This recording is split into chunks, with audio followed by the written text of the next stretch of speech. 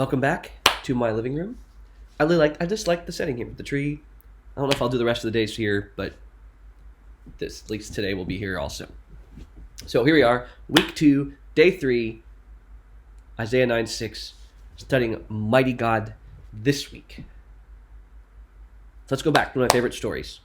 There's more stories tomorrow and Friday, so you might have to go watch some movies or read some books after this to catch up on all the different nerd lore. So, Lord of the Rings. This story is full of great heroes, self-sacrificing men and women who care for each other and for their world, and they're going to go to any length to see the destruction of evil. Now, one of those heroes is the wizard Gandalf.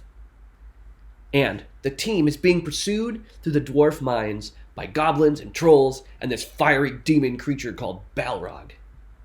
And at that moment, Gandalf has his most famous line probably. He yells out, "You shall not pass!" You shall not pass! Okay, he does it better. But then he slams his staff into the narrow pathway, disintegrating it beneath the feet of the Balrog, and he sends the creature into the abyss. But as he's falling, he flings his whip up towards Gandalf, catches his foot, and brings him down with it.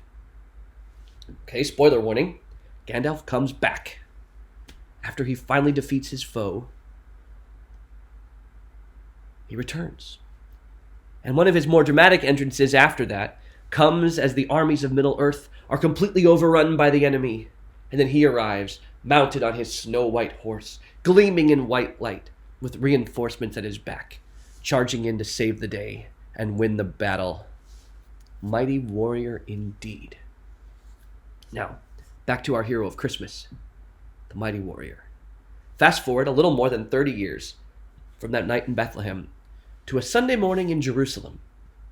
Thousands have journeyed from all over Israel to remember and to celebrate the Passover and offer their sacrifices to God.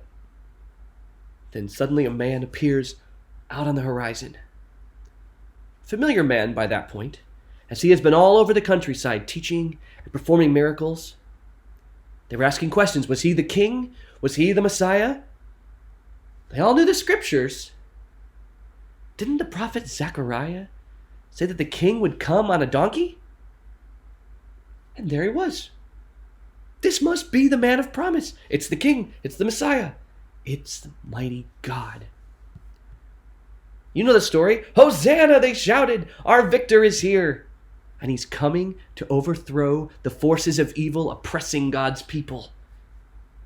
Hosanna, it's a cry of desperation for rescue.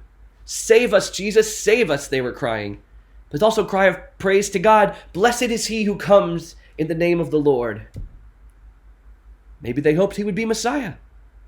But few would have guessed that Messiah would be God himself. Just a few days later, their hopes of rescue were dashed as they watched that very same man hang on a Roman cross. But I thought he was Messiah. I thought he would save us from Rome, not die by their hands. But little did they know, as he hung there with the might of the eternal Creator God, he was fighting the greatest battle in the history of the world. They came to Jerusalem to remember the Passover, when the Passover event was only just a foreshadowing of the moment that they were witnessing with their own eyes. His death crushed the power of the accuser Satan and paid the penalty for the sins of all mankind. Not with sword and spear, but with wood and hammer and nails. And those were his tools, his weapons for battle. Then, the next Sunday morning, he won the battle over death itself. The most inescapable battle for the human race was defeated by one of us, but also by God himself, the only one who could do it. So what hero are you looking for this Christmas? Are you looking for the one that will come and crush your enemies, whatever they might be? Or save you from some external problem? Do you have a major physical need? Is that your enemy? Sickness, finances, relationship problems? Can Jesus save you from these things? Of course he can. And he might. I, for one, would love rescue from 3 decades of chronic pain that makes nearly every day some level of a challenge.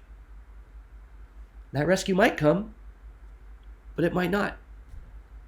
I already have the only rescue I need: the mighty God breaking the chains of sin and death, so that one day I can be free of this pain-riddled body and join him in the resurrection life for all eternity. See you tomorrow.